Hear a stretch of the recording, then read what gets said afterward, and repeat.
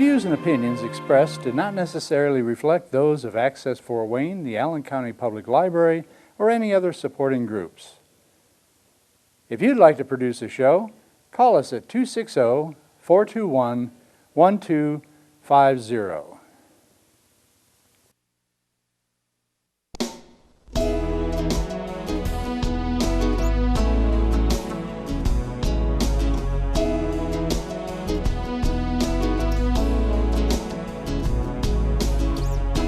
Let me be your lighthouse so I can show you the way. Let me be your shining light, I'll keep you from drifting away. I'm the one that makes you try when.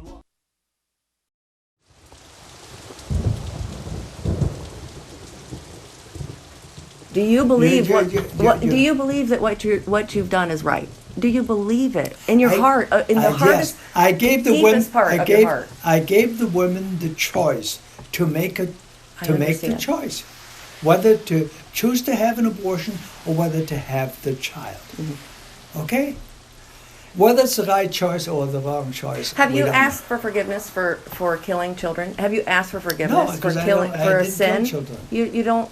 No. Your conception and my conception, when life begins, is different. You know that in the womb and in the mother's body that it's a baby. No, it's a fetus.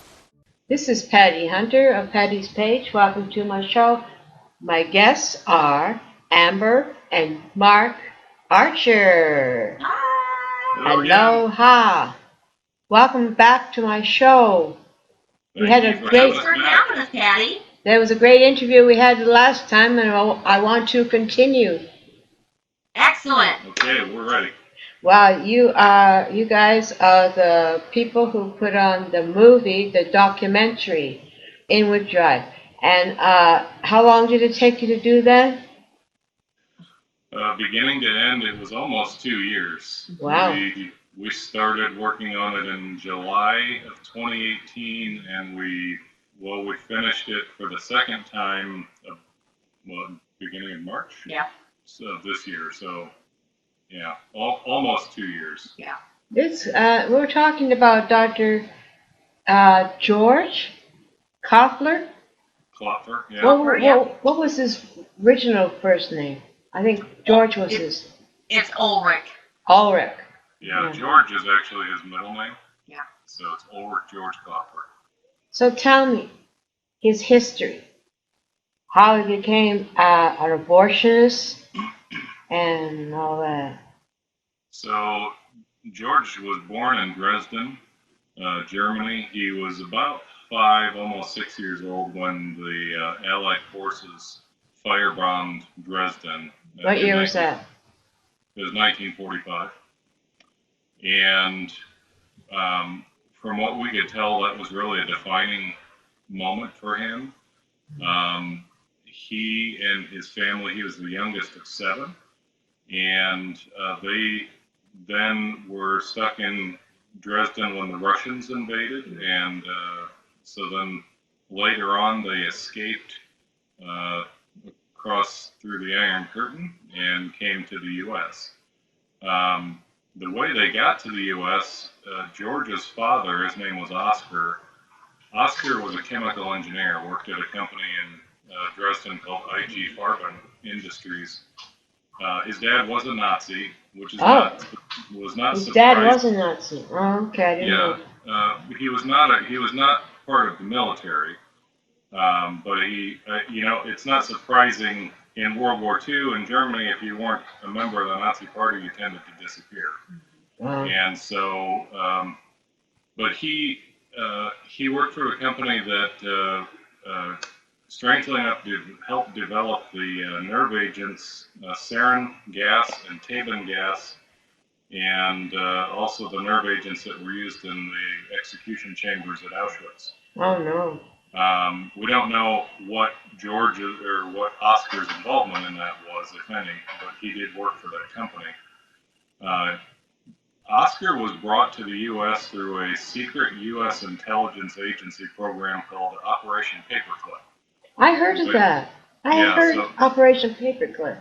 Yeah, so Paperclip was the CIA and the NSA and the military stealing away the Nazi scientists and bringing them to the U.S. to work for the American military, industrial military complex. So Oscar was brought over, sponsored by the U.S. Army, and was brought over with his family to work on synthetic rubber for the Army. And they settled just outside of Detroit. And George grew up in the U.S. in the 50s and graduated high school in 1959, just outside of Detroit. And by all accounts, he had a pretty promising future.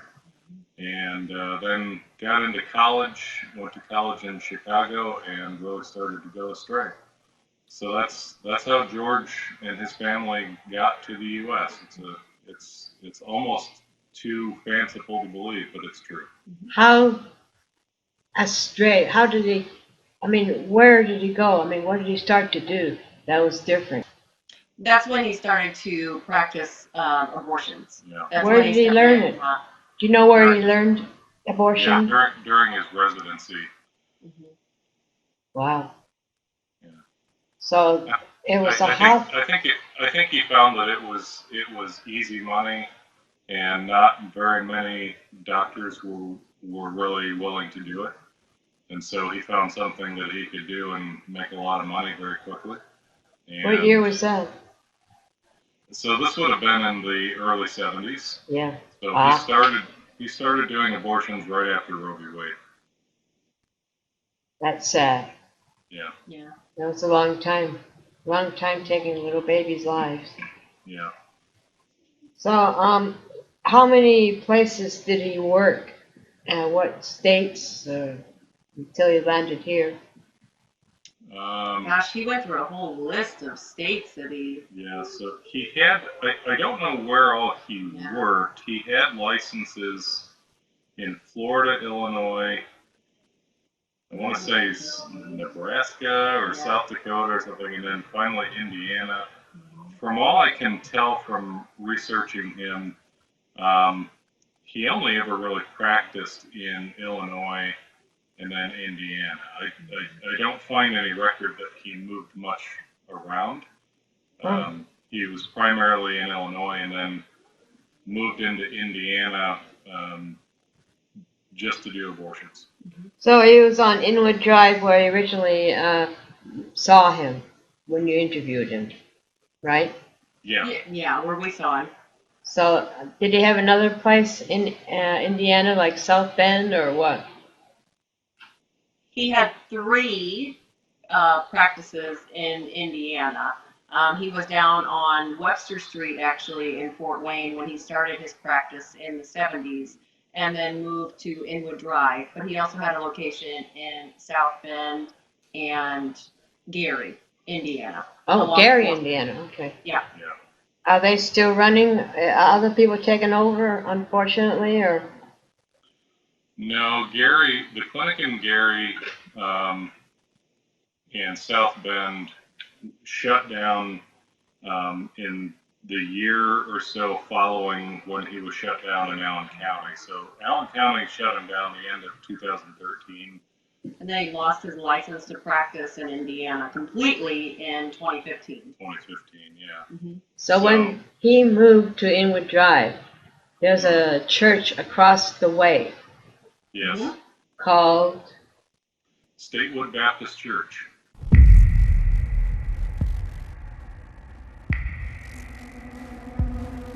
My wife and I were on vacation. We were in Gatlinburg, Tennessee, having a great time. And I got a call from the chairman of the deacons, and he said, "You got a minute?" He says, "I got some bad news for you." I thought, oh, wow, what happened? And I actually had to go outside because of the mountains and stuff to get reception on the phone. But when I got out there, he told me, he says, right across the street on Inwood, he said an abortion clinic moved in. And I thought, oh, you got to be kidding me. And he says, the office is right across. He said Inwood there in the back of the church. He said, it's an abortion clinic now. We were in Gatlinburg and kept getting a phone call and couldn't get it because we were like in the bottom of the hills. And so he had to go out in the parking lot to be able to talk on the phone. And they said that the guy was doing abortions back there, and what could we do about it? He says, I don't know what else to tell you. I don't know what else to do. Well, when I let my wife know, Barb, I said we were in shock, and we didn't know what to do. Oh my goodness, you don't kill babies, and I always work in the nursery, and right outside the nursery window across the street is where they said he was doing this at. And it's like, you're changing diapers in the window, looking across the street at where this man's killing babies. Just not right. I mean, the Bible says you shall not kill, but I mean, who kills a baby?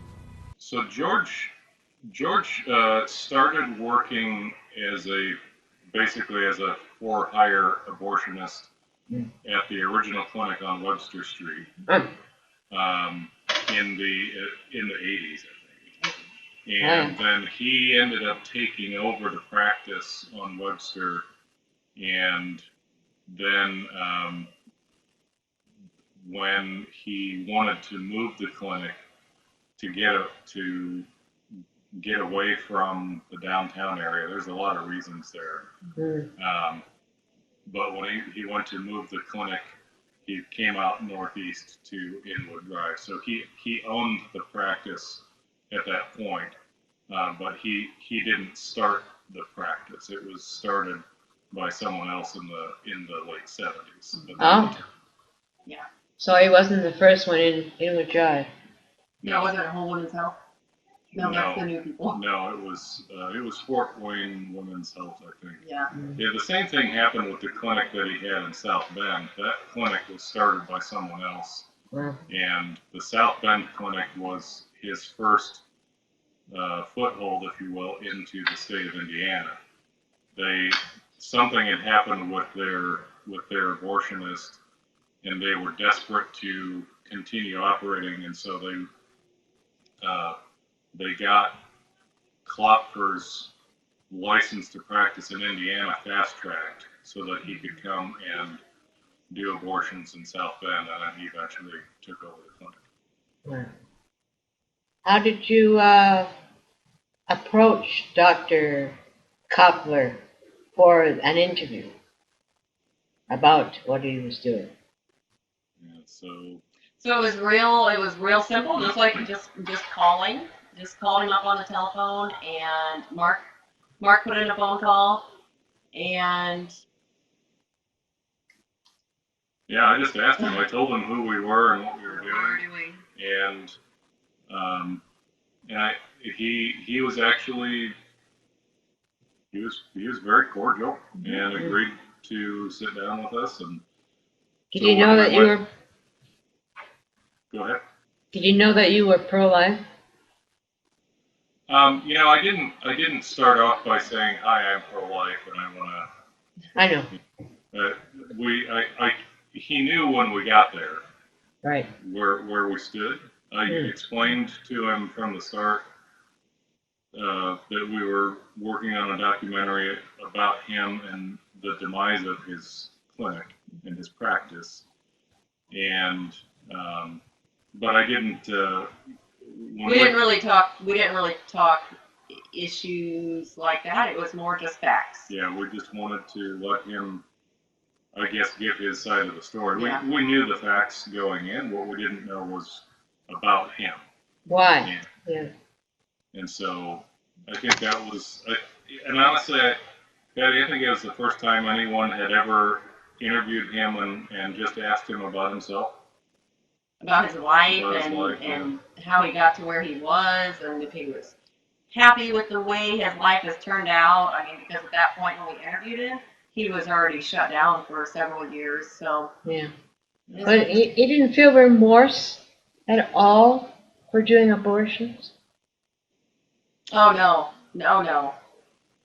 He, in fact, I mean, he believed he was providing a righteous service to humanity and women. Yeah, I can't fathom that. That does not sound normal. There wasn't a lot. I don't think there's a lot about people who perform abortions that are, normal and mentally stable in that way. So we have a clip coming up about what we just discussed about his time in Dresden. So we'll be right back. Thank you. Let me put it this way. In 1945, I was with my aunt in the suburbs of Dresden. In February of 1945, in between the Americans and the English, they firebombed Dresden for 3 days and 2 nights. The death toll varies depending upon who you want to believe. The Allies say it was 40 to 50,000. The Germans said somewhere about 100,000. The German government at that time said it was 150,000. Americans, POWs, who were in trains at the train station, got killed by the bombing. And the women's church, Frauenkirche in German, which was destructed by the bombing, and the East German government would not allow it to be rebuilt because, as a memento of the horrendous thing that happened, after the Berlin Wall fell down and Germany reunited, in 1994 they decided to rebuild the women's church. And when they did that, in the basement, they found dead bodies from World War II. Okay? In 1945, 46, 47, when the Russians were where we lived at that time, the Russian soldiers were driving through the fields with the AK-47s, shooting at anything and everything, with no disregard for anybody. The house across the street from us was destroyed in the bombing, not in the Dresden bombing, another bombing. And most of that family got killed. So the effects of the war probably may have not had a positive impact on my perception. Okay, but on your perception of what? Of human beings, what they do to each other. Okay, we're back. That was very interesting, what we watched. Rather depressing.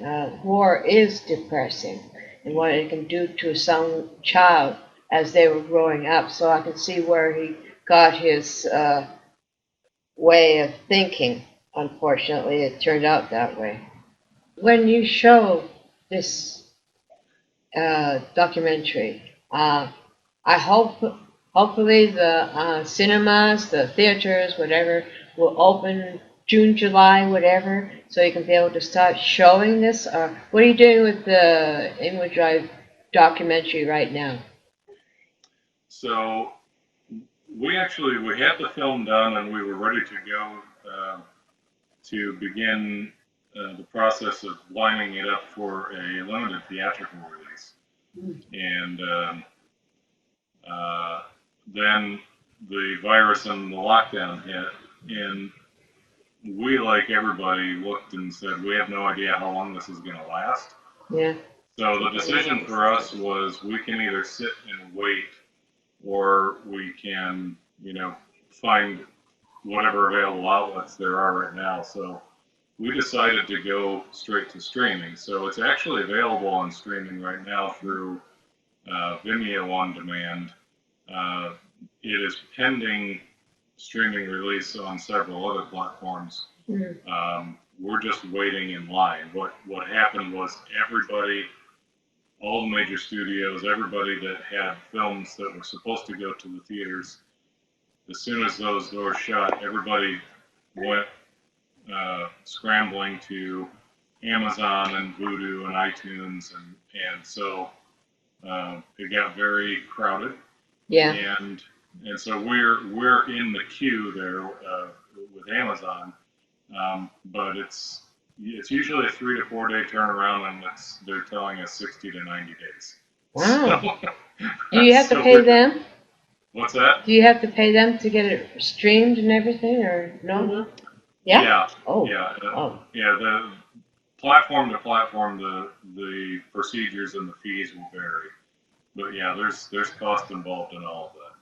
Not nearly as much cost as if you want to, put it into a theater. But Are you writing a sequel? Oh no. no, I don't No? think there's a sequel to this. There's a companion book. That's it, the companion book. Yeah. Yeah, there's the companion book will be out probably late summer, and has a lot of the information that couldn't go into the film. Oh yeah. So all the stories about George's history and his family, and there's some other stories specific to Fort Wayne that are in there about some other tragic tales from that clinic that we just couldn't include in an hour and a half film. So Is that going to be on audio book or Kindle or Amazon? What? yes. Yeah. Yes to all. Yes to all. Oh my. Initially, it'll be an ebook and Kindle. There will be hard copies and also an audiobook. So you have a website. We do. It's fearlessfeatures.org or inwooddrivemovie.com. Mm. Now you chatted with Kathy Hamburger. Yes, a lot. Yes. How did you meet I think she got tired her? of hearing from me. Did you approach her? Oh yeah, she was the first Oh, yeah. one. Kathy was the first one that we talked to. She was the first one that we interviewed. Yeah, we could not have gotten done without Kathy. Obviously, I mean the story wouldn't have happened without Kathy and everyone in the pro-life community that came together. It was a story that took place over years. So Oh dear. Yeah. sorry, we have a child crisis going on here. Is that the 2-year-old you're talking about? Yes, that's our topic. Ah, she's a sweetums. How did Dr. Koffler die? Well, that's a good question. Nobody really knows. Oh. We we found out a couple days after that he had passed. The way that everybody found out was Don Page, who was a gentleman who had been trying to witness to Klopfer for many years, and Don would meet with George every Thursday Procedure day. on his procedure days, and Don went to meet George one week, and George didn't show up, Oh. and so Don called His cell his phone. cell phone and left a message. And later that day or the next day, he got a call back from George Klopfer's wife. Oh. That was the first any of us knew That he was married. that George was married. Yeah. And she told Don, she knew who Don was, and told him what had happened. And then Don told Kathy and a couple other people, and that's how we found out. Nobody ever knew. There was never any cause of death determined, and he was cremated. How old was he? He was 79, 78 or 79. Yeah, it was late 70s, I think. Yeah. So, Dr. Cly, Yeah. how did you meet up with him? Through Kathy? Yeah, that was a connection through Kathy. And in fact, Jeff Cly was the one who connected us With Klopfer. Klopfer. Oh. So, he was the backup doctor for a while for Klopfer. But then he left, didn't do it anymore for him, for the abortionist. yeah, and there's some misunderstanding, I think, that people have had about what he did in that relationship with Klopfer. Yeah. When you watch the film, you understand that Jeff Clyde was already dealing with the mess that Klopfer was making. By injuring women. Right. So Klopfer would botch these abortions and injure women pretty seriously. And Jeff and his partners would keep getting called to the ER because Klopfer couldn't deal with emergency situations, and it would be days later, and they would come in and they would have serious problems and like life-threatening issues. And so you fast forward to, when they passed the patient safety ordinance, Jeff knew that whether he was, no matter what he did, Klopfer was still going to be making these messes, and Jeff was still going to have to deal with it. So by becoming his backup physician of record, all that it meant was that there was now a way to start tracking these things. Jeff was going to have to deal with the problem one way or the other. He didn't do procedures for Klopfer. He didn't assist him at all. He was only on paper. He was the one that the hospital would call if an abortion injury came in. They all knew to call Jeff Clyde. That's what that relationship meant. So Jeff was the one who started tracking this, and that was part of what eventually unraveled all this for George and got him shut down. So we're getting towards the end of our show. I'd like to interview you more about this. Can I do that some other time, another half hour? Because this is really something we shouldn't let go. People have to know about what's going on out there with abortionists and with babies and that. We have a last question. What would you like to say to my audience about encouraging them? I think, Patty, just to encourage people to start doing their own homework and getting involved on issues that really matter and things of the Lord.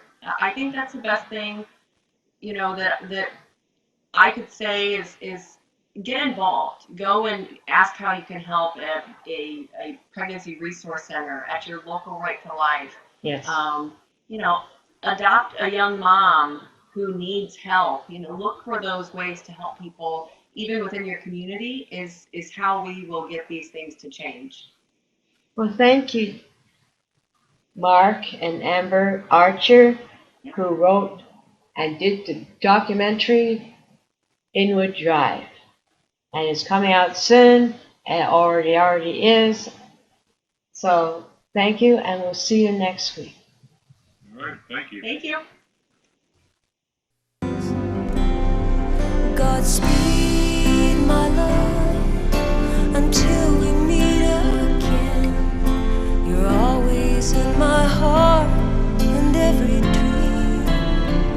Don't let this time apart give in to all our fears. God will keep us close from up above. So until we meet again, Godspeed, my love.